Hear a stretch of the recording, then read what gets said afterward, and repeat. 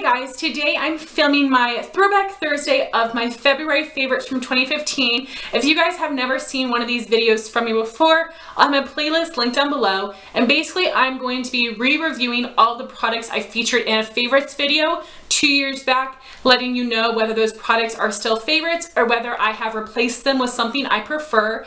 My inspiration for this series is Kristen Game. I will have her channel and her playlist linked down below. I will also link down below the original favorites video, and I will list and link all the items that I'm mentioning. My first favorite was the Kat Von D Lock It Tattoo Foundation. I am in the shade Light 45. I do have a first impression on this foundation. I'll have it linked up here. That is one of my most popular videos, and I'm kind of annoyed because I said the wrong shade name, and there have been a lot of comments with a lot of confusion about it, so that's kind of frustrating to me. But I am in the shade Light 45. Now there are two Light 45s. There is a warm and then a neutral, I believe, but there's two Light 45s. And Kat Von D, when she released her Lock It Cream Concealer, she did release a lot more shades of this foundation, and she changed up the packaging a little bit. I'm so glad she expanded the shade range, because if I decide to repurchase this foundation, I will get the shade Light 43. Light 45 is a bit too dark for me, and it is a little on the peachy side. So Light 43 is the perfect fair yellow tone foundation. So like I said, if I repurchase this, I will get the shade Light 43. But if you guys are unfamiliar with this foundation, this is a super duper full coverage foundation that is supposed to be able to even cover up tattoos. And this does have a satin finish to it. I've seen people with dry skin use it and people with oily skin. This does hold up pretty well throughout the day, but my oil does definitely still come through. This is a really thick foundation, and it can be hard to get it to blend out nicely. And in this favorites video, I said that I was using it with my Real Techniques Mirror Complexion sponge, which is filthy. I'm sorry about that.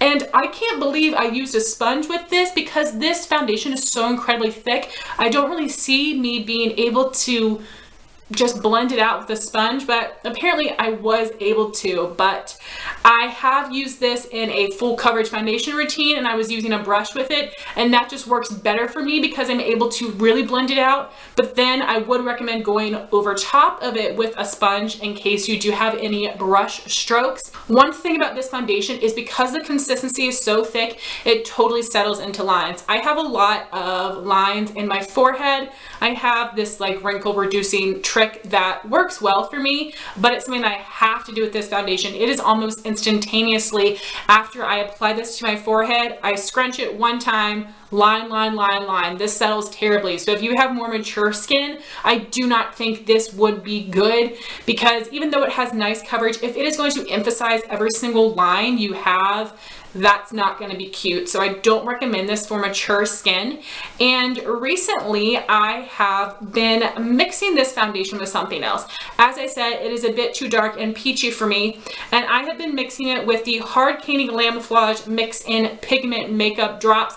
I do have an entire review video on these as well. I will have that linked up here. I have the lightest shade Fair 1, and this is a very, very runny consistency, which works really well with a Kat Von D because it is so thick. So I will take one pump of the Kat Von D, 3 drops of the Hard Candy, mix it together, and that is enough for me to do one side of my face, one base layer, and then I have a little bit of product left to go back in on my cheeks where I have some more redness, and then I'll do the same thing for the other side of my face. That's what I did today. It worked really well, and I was able to apply it with a sponge, and it looks flawless. It gave me so much coverage, but it doesn't look too cakey, and it also doesn't look streaky. So this trio right here, I am incredibly in love with. So if you have this Kat Von D foundation and you feel like it's just way too thick to work with, I highly, highly recommend getting these Hard Candy makeup drops. I think this is like $7.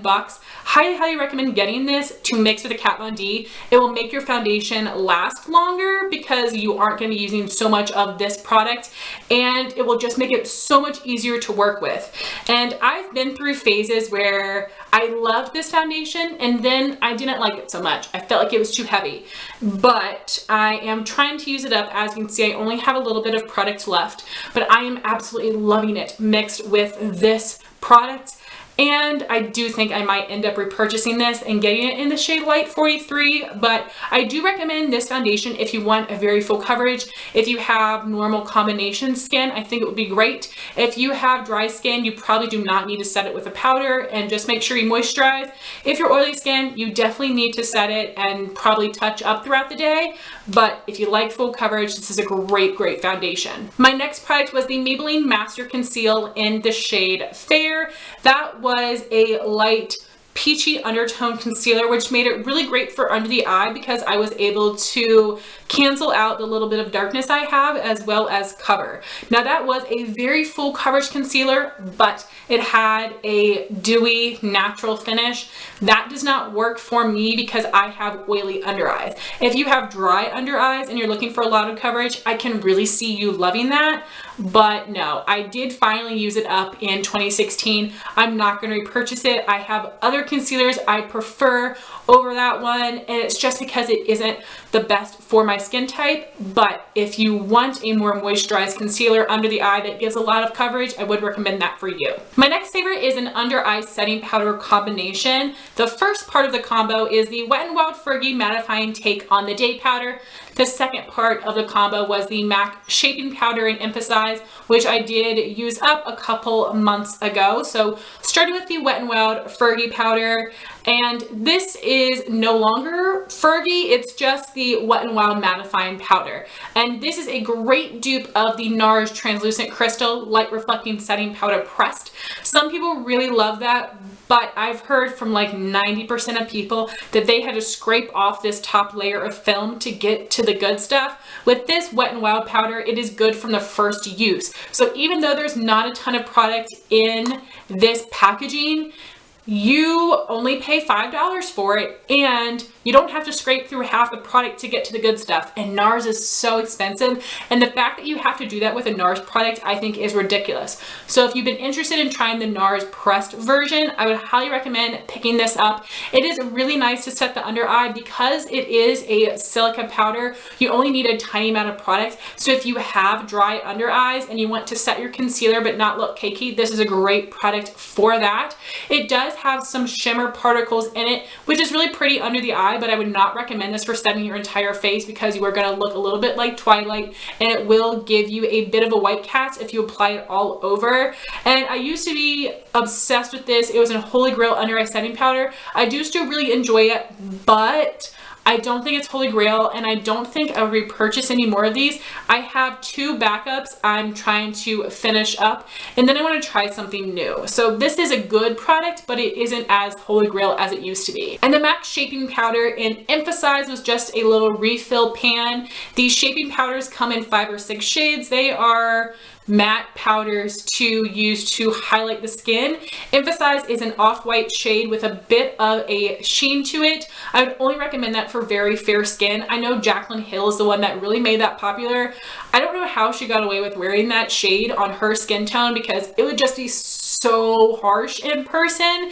Even on my fair skin, I will set my under eye with the Wet n Wild first so it's no longer sticky, and then I'll take a little bit of the MAC and I'll just use it to brighten under the eye. So that's what I recommend. If you just go over top with your creamy wet concealer and set it, it's going to be way too intense, and also that powder is very pigmented, so it might look a little cakey. So I prefer setting my under eye first and then going over top of it with the Emphasize to just highlight. I will definitely repurchase that. I thought that was a fantastic powder to brighten. It lasted me a really long time, and I think that is a great highlighting under eye powder for fair skin. My next favorite was the Tarte Amazonian Clay Pinup Girl Blush Palette that was released in a holiday collection a couple years back.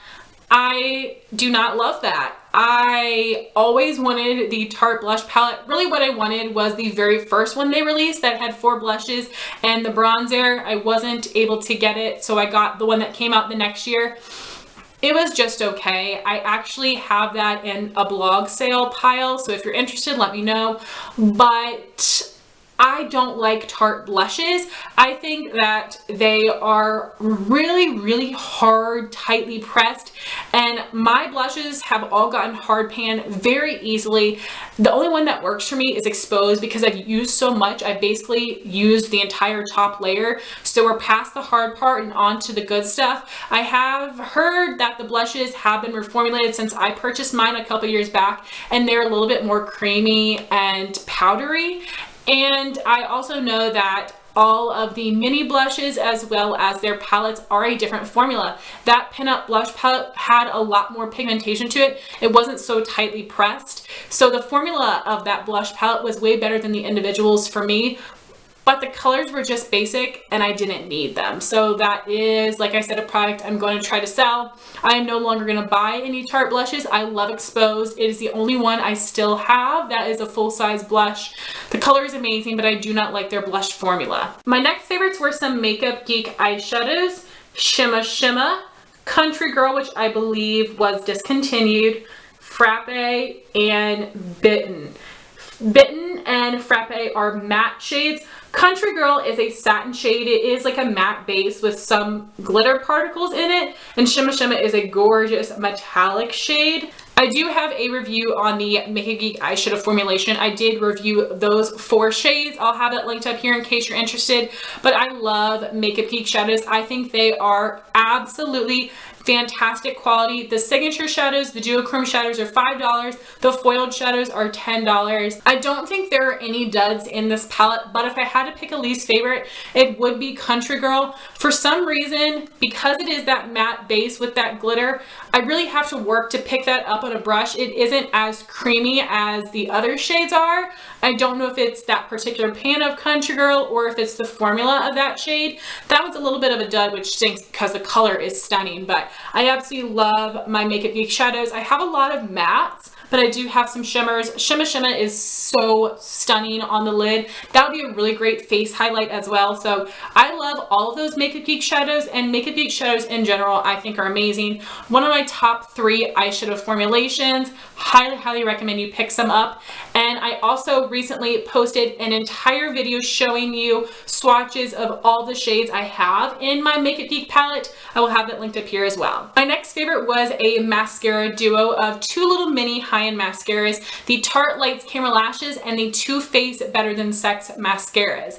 And I have purchased a full size of the Tarte when it was on sale for the Ulta 21 Days of Beauty, and I've had a couple other samples of the Too Faced Better Than Sex mascara, but I don't have any of them open to show you guys right now. So the Tarte Lights Camera Lashes is kind of a tapered brush. It is smaller and it is a natural bristle brush and it is a dry formula. I loved that mascara for giving me a lot of length and some nice black lashes, but I preferred that mascara in the mini version than I did the full size. For me, the full size seemed to dry out so quickly because it started off as an already very dry formula. So I feel more inclined to buy the minis instead, because it's going to be good for longer. Even though the full size is a better value, you get more product, I just don't think I can use it before it dries up. And it's definitely mascara I have to pair with something else because it is so dry. And the Too Faced Better Than Sex mascara is an hourglass brush. It is a natural bristle brush and it's also a dry formula, but I don't think it is as dry as the Tarte is. But that one gives a lot of volume, a nice fluttery look.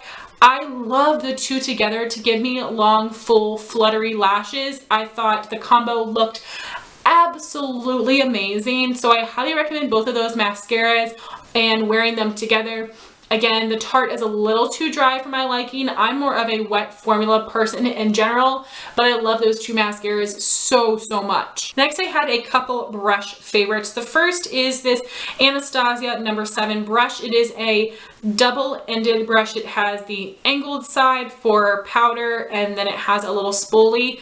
I've not used this in a long time. Right now, I'm using two individual products. I have a Sony Kashuk spoolie, and I have a Sigma angled brush, but this is fantastic quality, and I also think it is convenient to have a double-ended brush to apply, blend, apply, blend. I know that these can be kind of hard to store.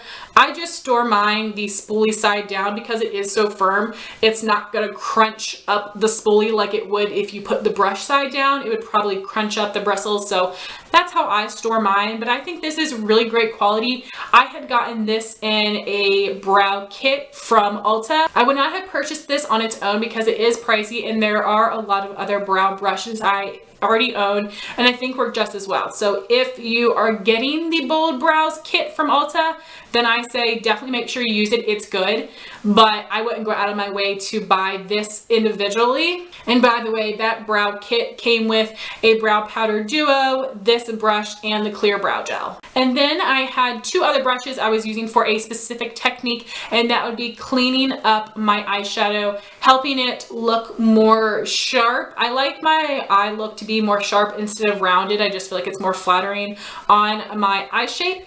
And I was using the e.l.f. Professional Eyeliner Brush, which is their $1 line. It is the flat liner brush. So I was just taking my MAC Studio Finish concealer and just cleaning up the outer corner, just drawing a line up, blending it down, blending it out with my finger.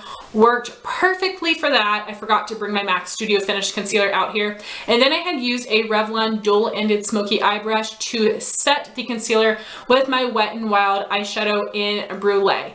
And Wet n Wild Brulee is a great product for me to use to set my concealer because it's the same shade as my skin tone. So if you are a deeper skin tone than me, Brulee is not going to work for you in that same way. So whatever face powder you have, just setting that concealer to make sure it doesn't move around, that would be perfect. But I still use this brush for that. I think it is perfect. I don't use the Revlon brush anymore. I use something else, but this brush I think is incredible to clean up shadow, and I love the MAC Studio Finish concealer for that. A lot of people love using that to cover up blemishes because it is a super full coverage cream concealer, but I prefer using a liquid concealer to cover up my blemishes.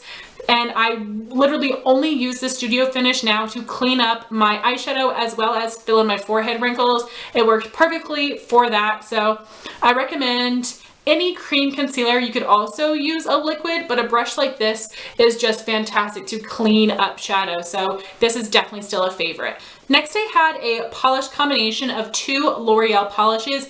These are the only L'Oreal polishes I own, and I think they're amazing. So this is one of the Gold Dust Texture polishes in the shade The Statement Piece, which is a beautiful white gold. These polishes have been discontinued, unfortunately, because this color is stunning, and the formula is fantastic for a textured polish. So if you can find this on Amazon, I would highly recommend it. It's opaque in 1 to 2 coats. It does feel pretty gritty, so I do like to put a top coat on top of that, so it's a little bit textured but not too much. And the other one I have is the L'Oreal Collection Privé in Doutzen's Nude. This is a beautiful pinky blush color, opaque in 2 coats. I love this shade as well. I love wearing these together. This is an accent nail on my middle and ring finger, and I wear this on the other nails. I think this just creates a super sweet romantic manicure. I would definitely still consider these favorites. The formula is fantastic, and I love those 2 shades. My last favorite was the Dove Dry Spray Deodorant. They have a lot of different scents. I have the clear tone, which has these little pearls on it. I love the scent of this. This is an amazing, amazing antiperspirant. Ever since I've tried this, I've never looked back. It is a spray-on deodorant. It dries really, really quickly. I love the scent. It helps keep me smelling fresh and also to keep me from sweating too much. So this is absolutely still a favorite. So guys, that was my Throwback Thursday of my February favorites from 2015. I would love to know your thoughts if you tried out any of these products. Thank you all so much for watching this video. Please like, comment, and subscribe, and I'll talk to you soon. Bye guys.